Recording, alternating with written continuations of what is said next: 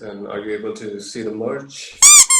Cheers, guys. Once again, I got to record this. Oh, I'm already recording it. Cheers, guys. Thanks for representing.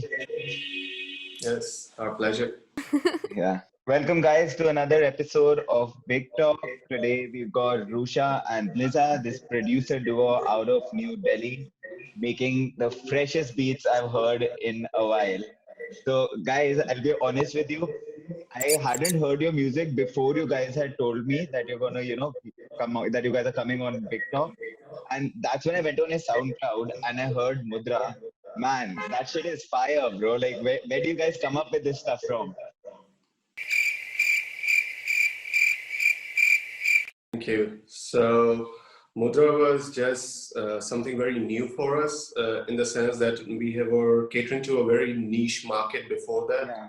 So, we finally thought to tap into the Indian market and just use some of our melodies and sounds that we are good at and combine some ethnic Indian sounds to it. So, that's why it was a unique experiment for us and it kind of worked out. That's what I actually wanted to kind of dive deeper into because, I see that there's an entire culture shift now in India where, being Indian is suddenly like started to become cool again. Like people want to be more Indian. You see it in your OTT content platforms, you see it with your brands, you see it with the music. Suddenly everything is kind of coming together and everyone wants to be Indian again. What are your thoughts on that? Yes, I think that has a lot to do, especially with this huge push in digitalization due to COVID. And now we always had a large captive market, and since Geo came about, and now there are a lot more internet users in India. So when it comes to numbers and tapping into the market, I think ideally for an Indian brand or an Indian artist, India is right now the biggest market because in terms of monetization and how the finance works, everyone was targeting the international market more because that is where the money was. But now I think India is the biggest market and everyone is looking at it. So why not Indians? Definitely, man. With our population, we're gonna only get bigger.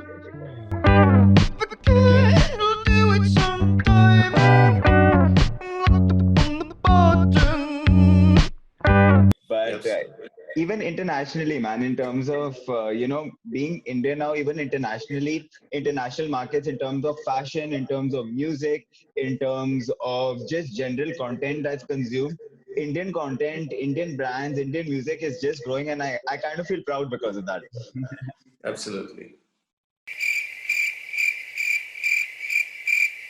I heard your song Mudra Man, and it was just a mix of so many different sounds. It was so fresh. Just what one thing that kind of like intrigued me or like made me curious. What genre would you kind of specify you guys yourselves into? Genre, that's a tough one because we are very genre fluid. Well, what do you think on? Sort of, experiment, hip hop, trap, and music. Yeah, it's a mix of a lot of different influences we have had over the years, but more like Indian electronic or something. Like we are not really sure. Like it doesn't really fall into a bracket. Yeah, because when I listen to the song, it's like I can chill with my friends in a car, smoke to that song, but I can also hit the gym and work out to that song as well. So it's something which is very mood diverse, and that's what kind of like that's what like got me listening to it, and I was just like, I'm gonna follow these guys. You guys are definitely on my playlist for sure. Thank you. Thank you so much. So one thing, Rusha, for you, what intrigued me that you were a lawyer before. So what kind of made you make the switch and like you give you that realization? All right, music is something that I'm pursuing now full time. Yeah. So just clarification, I'm still a lawyer. So oh shit, I'm still pursuing it. So like again, Blizza and I have been working together for almost a decade now.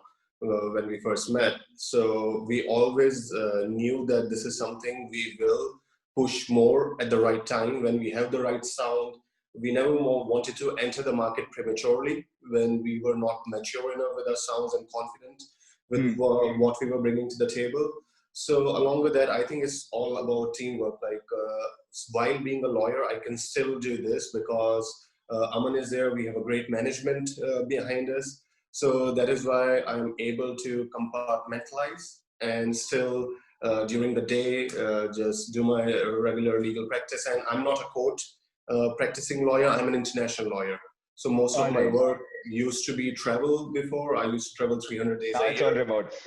Yes, now it's all on Zoom. And so that's why I'm able to do both, because Aman is always like on it. He's working like 12 hours a day, 7 days a week. And I, whenever I get time for 3-4 hours every day, I try to give it to the music. As long as you're making the magic happens, that's what matters, right? Yeah. So one thing that kind of got me going. You said you guys met 10 years ago. How did that happen? How did you guys cross paths? Being from completely two different backgrounds, one intensely into music, one following a legal practice. How did that kind of happen? So we both met at a gym back in 2010, and we used to be the ones who making playlists at a gym, All right. and so we really liked each other's sound of music. Like each other sound choice of music, I guess, and we just decided to connect then and try to make something together. So it's just been a continuous process since then, learning new techniques, new skills, just trying to build the teamwork. So that's how it all started when we met, I guess, 2010. Yeah, 9 or 10, somewhere around that. Like it's been a long time. So yeah, continuous process since then. So what do you see your music back then as compared to your music right now? Like, how would you compare the two? Yeah, it's completely different. Different. Yeah. When we started, again, the whole industry was in a very different place, but we were always attracted towards the more experimental, very radical kind of music. So we were never into the mainstream, we were never into pop. We were always following very niche, obscure artists and very obscure arts. So that is why we started with some dubstep and some experimental bass, what you sometimes now call hyperpop. So guys like Hudson Mohawk and Mr. Carmack and all these guys were already doing it back then. So way back in 2010, 12, we were following that music. And we never left that. We always kept on following the artists who were pushing boundaries and learning from them. And that is how where we are right now is it has been this process of 10 years following alternative artists. So that is why when we are making even sounds which are more in the Indian frame, still we are able to make it unique because we are not trying, it's just how we make music. And I feel over the years, you guys just gotten near to it, listening to so much experimental, you catch on, it grows on you. Yeah, absolutely.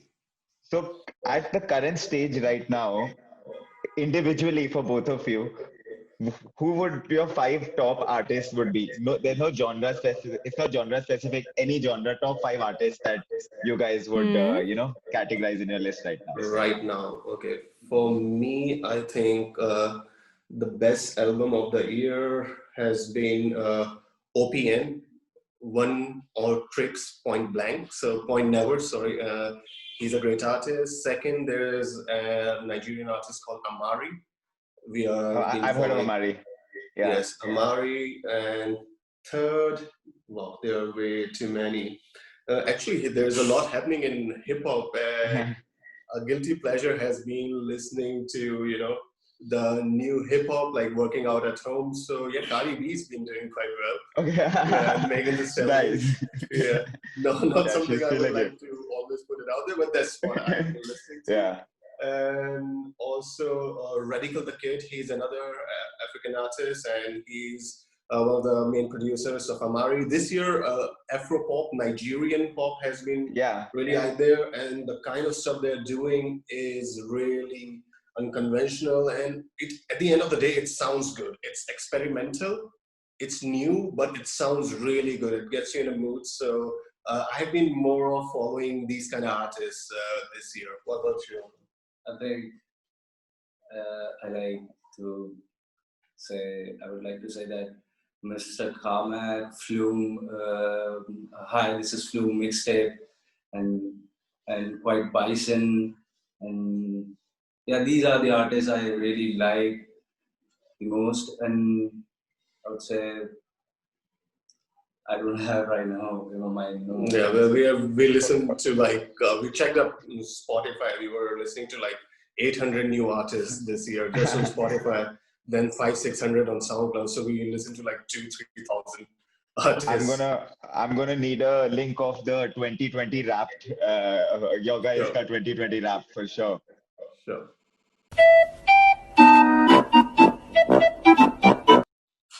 Like I'm always looking out for. So for me also, like my music taste has been very genre specific.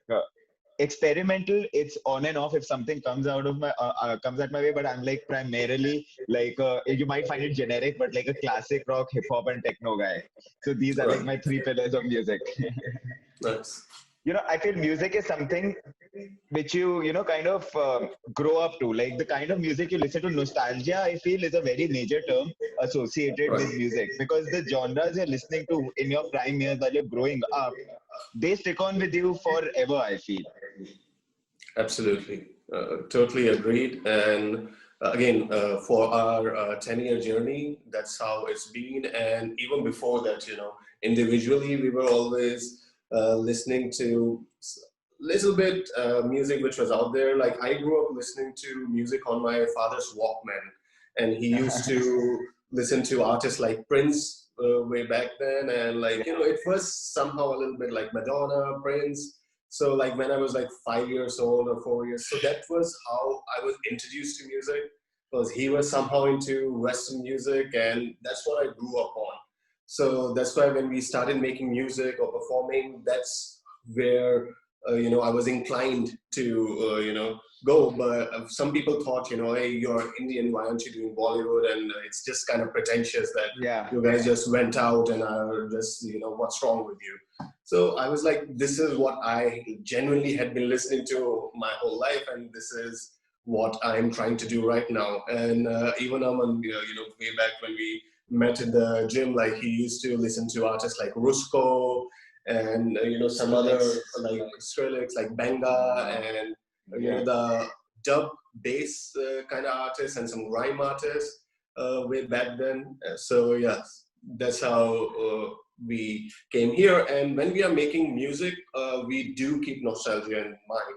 So when we are especially working on the Indian tracks and on the melodies, we try to make it in a way that it does, when people listen to it, it is new, but it does kind of have a sense of nostalgia, and people could relate to it, and just kind of connect with it from their childhood or way back when they first like Shamur or these other artists, keeping it unique, but just giving a little bit of a throwback. So, that funny you said that, because one thing I've noticed personally also with respect to music, right? Especially old music that you listen to, like say, for example, you gave that your dad used to listen to Prince and used to listen to that. It's so crazy that over the years, at different points of life, when you listen to the same song, it hits you so differently at different points of life. Like say, for when I listened to Metallica back in the day in school, as opposed to listening to Metallica right now, it's just a completely different song to me. Absolutely. Yeah. So again, that's why keeping the right balance and the right melodies, and sometimes even sampling. Although I think we don't do enough of that, but in the future, I think that's also a direction we might go into sampling some elements from the classic tracks and maybe giving them a new touch. That was actually my next question. So what does the future look like for you guys? Like, what do you have in mind for, like, say, 2021? Oh, for 2021, we actually have enough stuff produced for the next few years. We have like 50 tracks already, which are ready to go. It's just that we are preparing the complete package, in the sense like right now we have a 16-track album, which is our magnum opus, and it is completely experimental, future-based kind of sound, and it's very unique in its form. And right now we are getting 5 video series shot for it. So it will be a continuous series. It's happening in Russia and Europe right now. So Oh, we are nice. waiting for that. And apart from that, we have another EP kind of complete. And now we are about to finish another EP, which is again sort of on the lines of Mudra and Sutra, kind of like the more fusion EPs, the fusion sound. But just now we have a better understanding of the market. We know what people like from our past two EPs. So kind of just take the best from each and just give an out and out, bangers and just things we know that people would like. So that's Yeah. why, with our previous EPs, we were trying to just really put as many different sounds as we could in a single EP just to see the reception to it. So now we know. So basically, we kind of have it charted in our mind how to approach the Indian market as well as the international. So keep on doing our niche experimental stuff internationally, and for the Indian market, the fusion sound that we have built upon.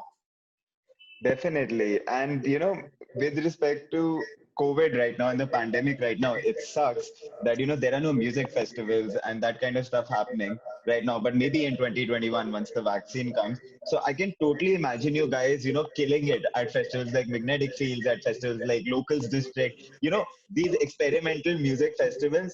Right. I can imagine tripping my balls off to Mudra at a stage at Magnetic Yeah. Fields for sure. Yeah, we are also looking forward to it. Actually, I think 2020 gave us enough time to just sit back and work on the production. So we are kind of happy about that. So the time we have till this pandemic is going on and there are no gigs, we are not in the circuit. We are trying to make the most of it, of every minute, and just work on new sounds and new ideas. So it has worked for us, and till now. But of course, we look forward to just putting our sound out there, to a big audience, because nothing compares to that thrill and that adrenaline Energy. rush of Yeah. people cheering to you and just enjoying your music. So just probably the last question that I have, what was the inspiration behind Sutra for you? Inspiration behind Sutra was let's say like from the name, it's a sutra, right? So the name of the tracks was even Kaise Barse Hawa Hoy Kal Hmm. Ant. So it's Yeah. kind of like relates to the whole pandemic thing and the whole rejuvenation of the world and how nature heals itself, because it's a nature-induced calamity anyhow. All right, so it was kind of like we tried to give different moods to every track. So from kind of like a sorrow, like a sad feeling tracks, to brighter tracks, to more chaotic, confusing tracks, to something that might give some more hope for the future. So that is how we, like in our mind, that's how we wanted to interpret it. And we tried our best to put it across.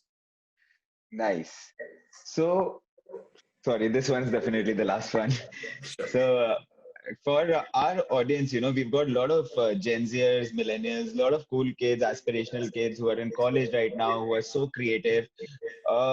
What advice would you give to the budding producer slash composer who wants to, kind of get into the scene right now? I think advice that we would give to them is keep an open mind and Just feel free to do anything and experimental, or something which is very radical or out there. You might not find an instant audience for it, but I think the audience is also now shifting towards something. They want something new, right? So again, the music industry in India could be quite demotivating in the sense that it is just monopolized, and a lot of it is built on gimmicks, right? So Yeah. just stay true to what you're good at, work on your production skills rather than the gimmicks, and you will grow organically if you're good at it. Like if you're not, then of course you have other options in life, but just stick to your skills and just upskilling yourself and producing better songs and better tracks. Or if you're a vocalist, practice more, learn more, and at the end of the day, you will find your audience. Nice, man. So I think, yeah, we've got what we needed. And thank you so much for taking out the time, guys. I know we've been going back and forth trying to schedule this, but I'm glad it Yes. finally happened. Really enjoyed the conversation, and I'm sure the audience will too. And I'm looking forward to everything you guys are coming out with, man. Thank you so much. And a big shout out to Origins. You guys are doing really well, and you are targeting the right audience. I keep on seeing your posts everywhere, and I think you have a very good strategy planned out. And again, the pandemic was the time to introduce a brand like this online, and I think you guys are killing it in that sphere. So congratulations, and I look forward to seeing more designs and more collaborations with you. Cheers, man. Really appreciate it. Peace, guys. Sure. See ya. Bye bye.